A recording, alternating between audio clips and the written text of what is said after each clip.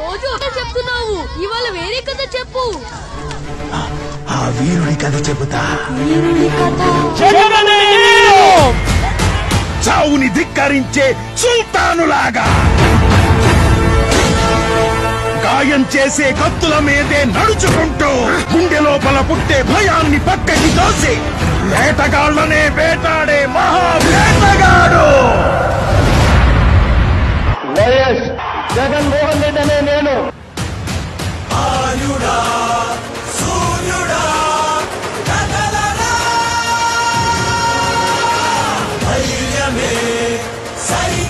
Corruption అనేది ఎక్కడా కూడా లేకుండా తన కోసం తను బతికేవాడు మనిషి, నలుగురు కోసం బతికేవాడు ఛత్రపతి.